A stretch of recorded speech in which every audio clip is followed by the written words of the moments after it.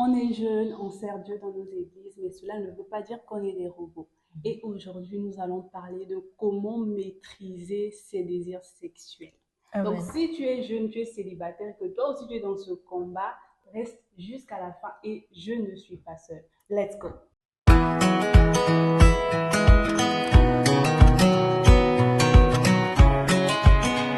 Coucou Coucou Honorine, comment tu Trinité. vas?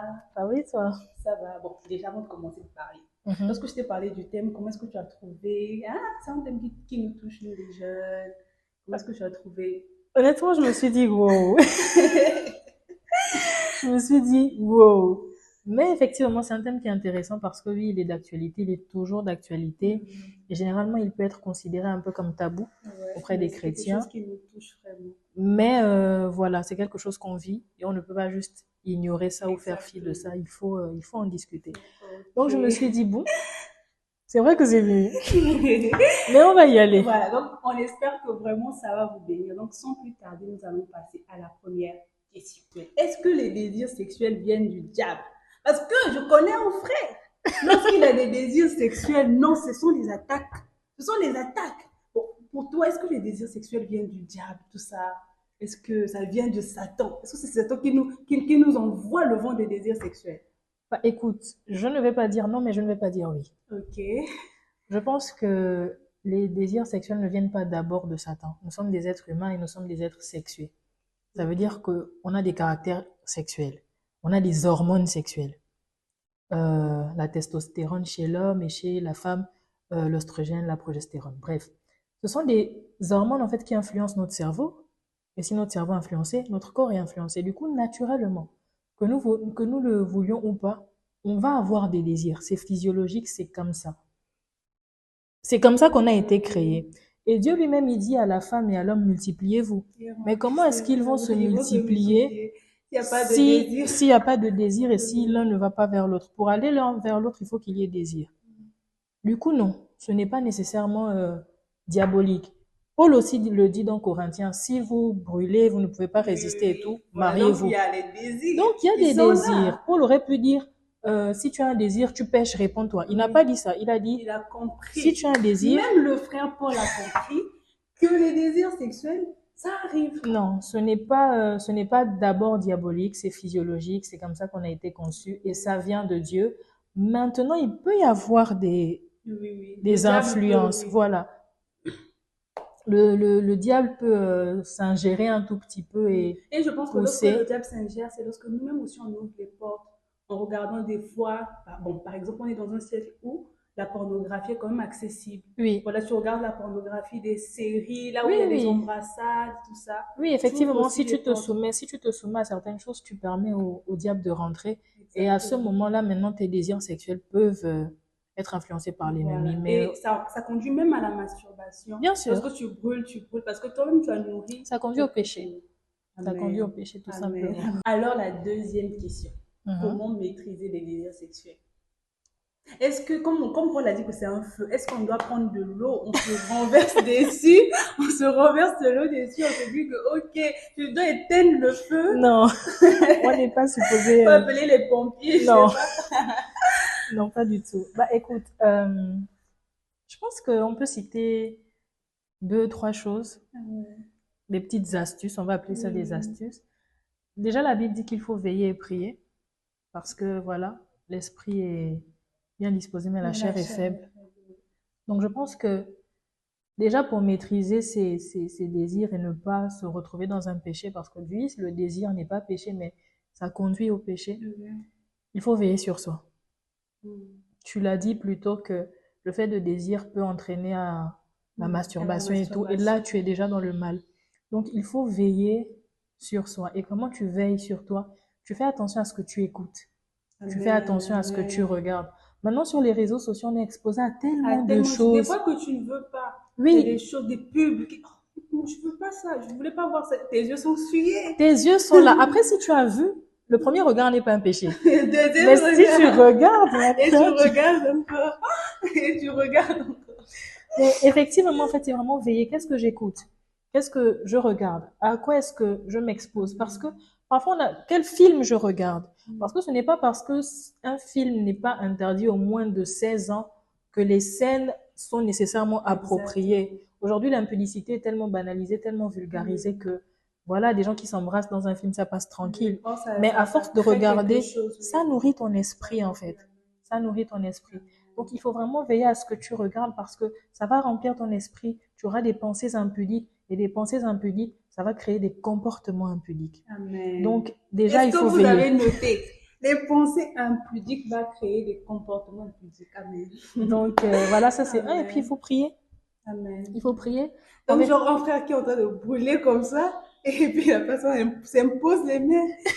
Non, je pense que prier, c'est pour avoir une force assez générale. Mais là, tout de suite, va prendre une douche froide. Prends une douche froide, frère. Prends une douche froide. Ça va l'aider, ça va lui faire du bien. Mais après, comme je disais, vraiment, il faut prier. Vous savez, quand on prie, on se recharge. Amen. Je ne sais pas si toi, tu as remarqué, mais personnellement, quand ma vie de prière, ça va, je résiste facilement au péché. Le péché de manière générale. Exactement. Quand je prie bien, quand je médite bien, quand je suis constamment dans la présence de Dieu et tout, que vraiment ça va. Le péché, je le vois flou. Mais les périodes où tu pries pas vraiment, tu te retrouves à te mettre en colère facilement, tu te retrouves à être frustré facilement. C'est parce que tout simplement, tu n'es pas assez rechargé spirituellement. Donc, la prière, ça aide. Une autre chose que je vais dire, c'est l'entourage. La Bible dit que les mauvaises compagnies corrompent les bonnes mœurs. Alors moi, je ne dis pas qu'il ne faut pas parler aux inconvertis, qu'il ne faut pas les fréquenter du tout parce que on est le sel de la terre, on est obligé d'être avec eux. Déjà, il faut les aimer, on les aime, donc on va rester avec eux pour les influencer.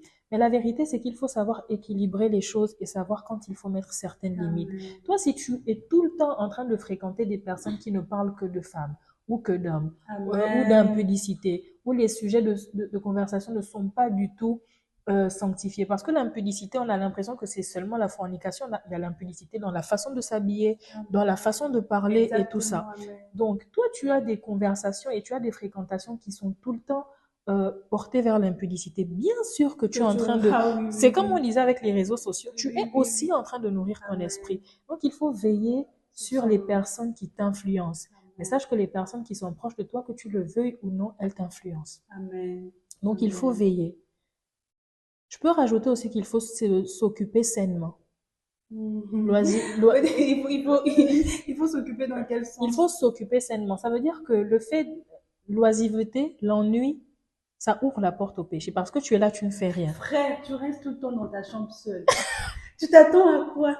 C'est ça en fait. Tu es là, tu ne fais rien. Donc, tu laisses l'occasion à certaines choses de rentrer.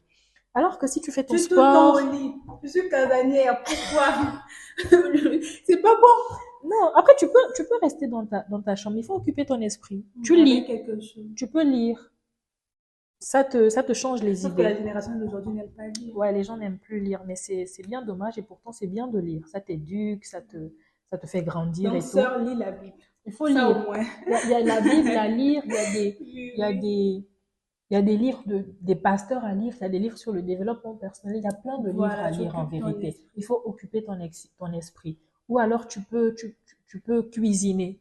Amen. Tu peux cuisiner, non, je vais faire telle recette, tel repas, je vais essayer ça. En fait, ça t'occupe. Tu ne laisses pas le vide. Tu ne laisses pas le vide. Le jour où David a vu Bathsheba à la fenêtre, c'est parce qu'il se baladait. Il se baladait. On a dit que c'était le temps où les gens étaient à la guerre. David, il était là. Il se balade. S'il s'inquiétait, peut-être qu'il n'allait pas. Donc, vraiment, il faut s'occuper sainement. Amen, amen. Donc, c'est un peu ce que je peux dire. Après, je suppose qu'on peut rajouter des choses, mais là, tout de suite, c'est ce qui me vient à l'esprit. Donc, il faut prier, il faut veiller sur soi, il faut regarder ses fréquentations et il faut occuper son esprit.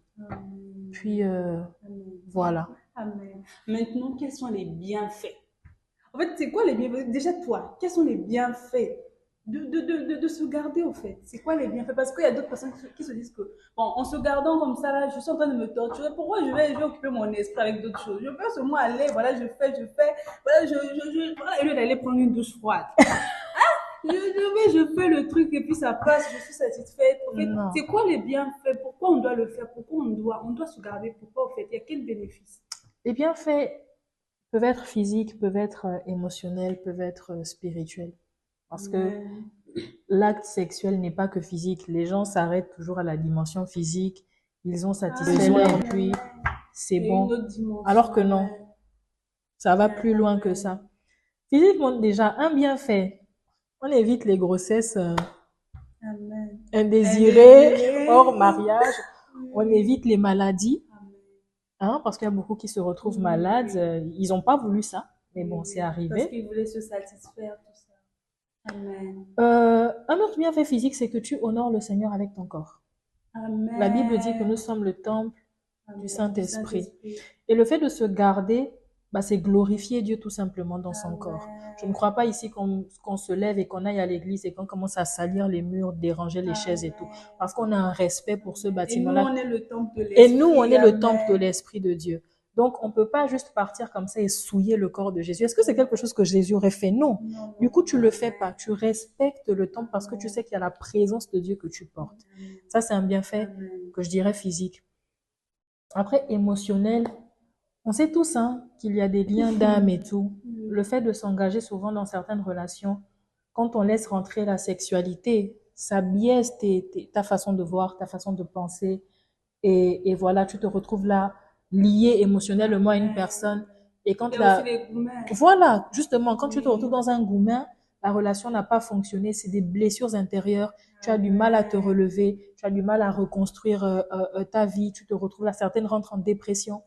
Donc déjà, ça te garde, ça protège ton âme de peine, de souffrance, de blessures dont tu n'as pas du tout besoin. Amen. Donc ça, c'est un. Et puis, ça te garde de la culpabilité. Oui. Moi, je sais pas, mais je me dis que quand tu finis comme ça d'être tombé dans l'impunicité et tout, il y a une culpabilité qui est énorme. Et le diable s'en sert pour t'abattre encore. Parfois, c'est difficile de retourner vers le Seigneur. Après, c'est vrai que la Bible dit que la tristesse, selon l'esprit, conduit à la repentance. Mais il y a quand même cette culpabilité-là qui commence toujours. Et si tu ne fais pas attention, le diable va venir et il va utiliser ça pour t'éloigner complètement du Seigneur. Mais oui, ça te permet de servir le Seigneur avec une conscience pure. Le fait de se garder te permet... Ça te donne aussi l'assurance lorsque tu es malade. Tu sais que je suis en bon terme. Exactement. C'est dans 2 Timothée, je pense, où Paul pouvait dire qu'il sert le Seigneur avec une conscience pure. Et quand tu t'éloignes du péché, quand tu t'éloignes de l'impudicité, tu peux venir dans la présence de Dieu le cœur tranquille. Tu pries pour quelqu'un le cœur tranquille. Tu te balades dans la ville le cœur tranquille. Ton témoignage, parce que on est la lumière du monde, on est le sel de la terre, on est un exemple. Ton témoignage, les gens vont dire, où la sœur là? Pardon. Amen. C'est seulement le dimanche à l'église. Il n'y a pas que ça. En fait, il y a d'autres sœurs aussi qui se disent que bon, c'est parce que je me garde, j'aurai forcément un bon mari. J'aurai forcément une bonne femme. Est-ce que c'est vrai? Si tu te regardes, tu auras forcément un bon mari. Voilà. En fait, on obtient tout par grâce. C'est la grâce. Voilà, on obtient tout par grâce. Parce que lorsqu'on a parlé des bienfaits de se garder, parce que je me suis gardée, je mérite un tel mari. Ah, elle était dans l'impudicité. Comment tu peux avoir un mari qui est peut-être béni comme ça? Non, ça, c'est pas ça. Ça, si tu n'as pas choisi ton mari avec l'aide du Saint-Esprit, que tu te sois gardé, que tu ne te sois pas gardé, tu peux tomber dans ça va chauffer là-bas. Il faut prier.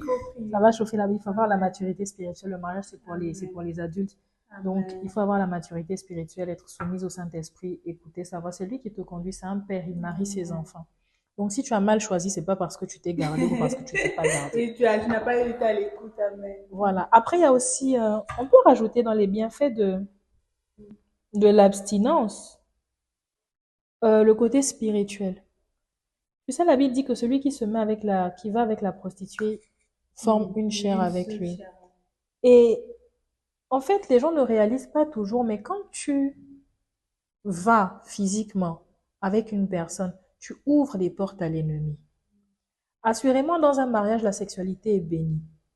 Dans l'impudicité, dans la fornication, elle n'est pas du tout bénie. Et là, la personne qui vient agir maintenant, c'est le diable. Sauf que quand le diable rentre, c'est pour faire quoi? C'est pour voler, c'est pour égorger, c'est pour détruire. Et moi, je dis toujours aux gens, tu ne sais pas ce que le diable va venir voler cette fois précisément. Donc, ne te lance même pas là-dedans. Il va venir voler. Il y a des personnes qui ont des problèmes de santé. elles se disent que c'est juste physique. Non, le diable est venu voler ta santé. Le diable est venu voler tes finances. Le diable est venu voler ta force. Le diable est venu voler ton intelligence. Il y a des personnes aujourd'hui qui ont des grandes maisons, des buildings et tout. C'était pas leur grâce. C'est toi, quand tu es sorti avec telle fille, tu lui as communiqué ta grâce. Si. Spirituellement, on s'échange les choses. Aussi, si c'est possible de te donner des choses négatives spirituellement, c'est aussi possible de prendre des choses positives chez toi spirituellement. Et parfois, le Seigneur nous a remplis de grâce, le Seigneur nous a remplis de beaucoup de choses. Et quand tu te donnes comme ça physiquement, c'est comme si tu avais des trous. Un ami et moi, on discutait et il me prenait l'exemple, il disait que c'est comme un sachet. Et supposons que la grâce du Seigneur, c'est comme de l'eau dans le sachet. Et toi, à chaque fois que tu vas dans l'impudicité, tu mets des trous comme ça. Et donc, la grâce est juste en train de...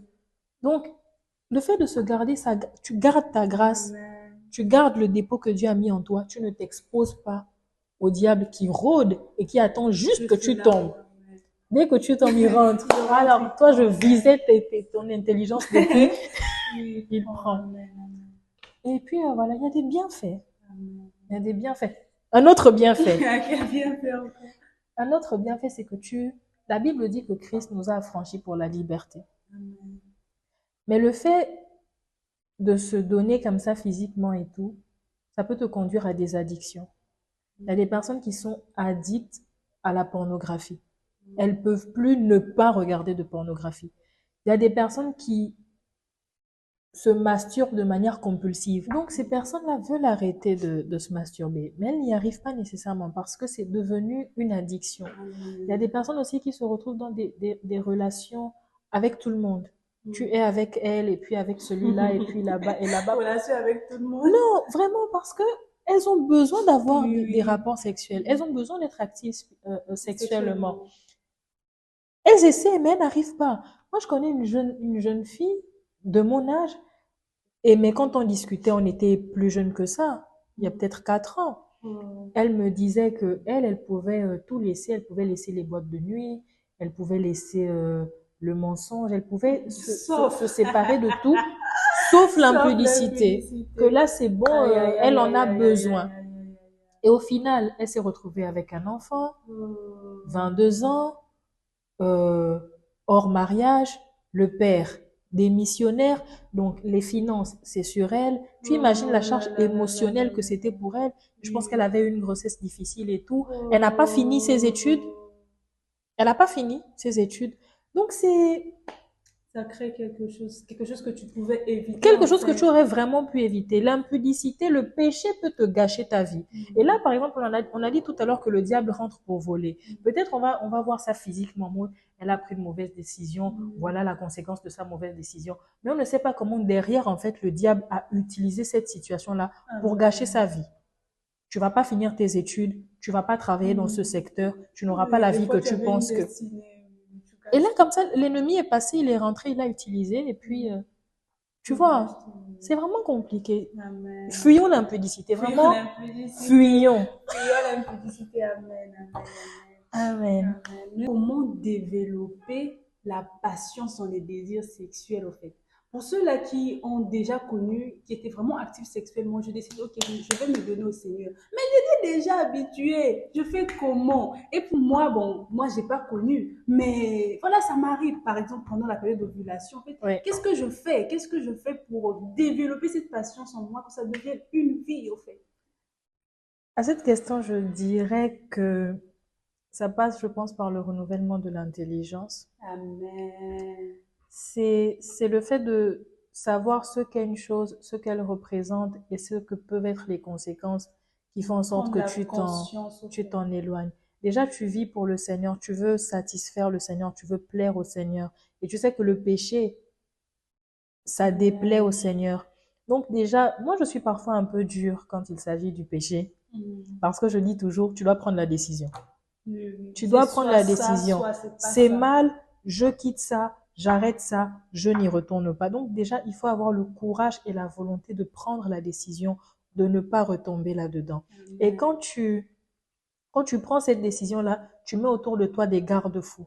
Ça veut dire que tu ne vas pas aller vraiment, Faut pas peut-être aller on va trop dire que près je de suis la radicale. frontière. Tu vas pas aller te mettre dans une position où tu te retrouves seule avec un homme ou avec une femme dans une maison où tu sais que tu peux être attiré par la personne. Toi, tu te dis, tu vas pas tomber, tu maîtrises. Tu ne maîtrises pas. Personne ne Quand maîtrise les la démons vont chair. commencer à influencer, tu ne maîtrises pas. Amen. Donc, c'est vraiment prendre la décision, mettre autour de soi les choses qui font en sorte que je ne vais pas nécessairement tomber. Donc, il faut se connaître, il faut connaître ses faiblesses, il faut connaître ses limites.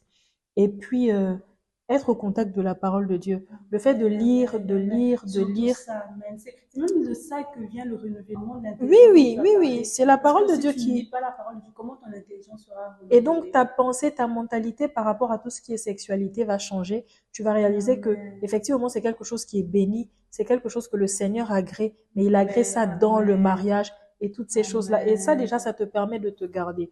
Pour les personnes qui n'ont pas connu, qui n'ont pas encore Connu. connu de rapport et tout, on te dit que quelque chose est mal. Pourquoi tu vas aller connaître? Voilà, pourquoi tu veux En fait, connaître en fait? la Bible dit, vous courez si bien. Qu'est-ce qui vous a arrêté? Donc moi, déjà, je pense que c'est vraiment la façon dont tu vois les choses. Comment est-ce que ça se présente dans ta Sauf pensée? qu'il y a de celles-là qui se masturbent déjà. Tu vois, elle n'a pas connu. Bon, si elle part à l'hôpital physiquement, on dit, ok, elle est vierge, mais elle se masturbe, elle regarde peut-être la pornographie. Donc, spirituellement, c'est comme quelqu'un qui n'est plus. Oui. Mais si physiquement, si on l'emmène à l'hôpital, ok, c'est une bonne personne, ok, la personne est encore fraîche, tout ça. Mais oui, Tu mais, vois. mais tout ça, en fait, moi, je le rapporte au renouvellement de l'intelligence. Je pense que c'est juste, tu connais la vérité t'a franchi. Que tu aies eu des rapports ou pas, que tu aies des expériences ou pas, tu connais la vérité t'a franchi. Il faut lire la parole de Dieu. Tu comprends ce qu'est la sexualité, tu vois quelles sont les conséquences et tu t'en éloignes volontairement. Quand tu sais que là, tu es dans des périodes, par exemple, tu as parlé de l'ovulation, où les hommes, ils ont des périodes comme ça où leur libido est très élevé. Tu mets autour de toi des garde-fous, des barrières qui feront en sorte que non, tu ne vas prier, pas. Frère. Il faut prier ça. Il faut prier. Il faut prier. Amen, Il faut prier. amen, Et puis amen. voilà. Et puis, il y a des choses que tu peux décider de faire personnellement. Moi, par exemple, je me suis agenouillée, j'ai prié, j'ai dit à Dieu, moi, je décide d'avoir une alliance avec toi. Je vais me garder. C'est mon alliance. Amen. Ça fait en sorte que même si on vient me proposer quelque chose Tu de es déplacé, bien carré. même si j'ai un crush, parce qu'on dit la vérité, c'est pas parce qu'on est chrétienne et on qu'on n'a n'est pas pas en de couple qu'on n'a crush. pas de crush. Non. Même si j'ai un crush et que le crush crush sur moi. Mais rien ne va En se fait, passer. parce que je L'amour sais. de Dieu, au fait, nous contraint. Je sais dans ma tête que j'ai Amen. promis à Dieu de me garder. J'ai dit à Dieu que je vais me Amen. garder. Donc mon crush là, vraiment, excuse-moi, Vraiment, j'aime Dieu mais plus Dieu, que toi. Amen, amen, c'est Dieu d'abord. amen, Donc en gros, c'est ce que je peux dire. C'est vraiment, amen, reste près du Seigneur, amen. apprends auprès de lui, prends les Amen. décisions qu'il faut prendre pour ta vie, Amen. et puis ça se fera naturellement. Amen. Et gardez-vous, Amen. gardez-vous. Gardons-nous. Le Amen. péché a des conséquences. Amen. C'est vrai que parfois on pense à la repentance. Oui, j'ai Il y a péché, toujours des conséquences. je me suis Ce qu'un homme repenti, sème. il le récolte. Amen. Amen. On ne se joue pas de Dieu. Le péché Amen. a des conséquences. Et là, on est en train de parler de l'impudicité, mais le péché, de manière générale, a A des des conséquences. conséquences. Tu vas te repentir, tu vas demander pardon. Dieu est bon, c'est un Père qui est fidèle, qui est Amen. plein Mais il y a d'amour. Il va. toujours. Mais ce que tu as semé là, Tu vas récolter.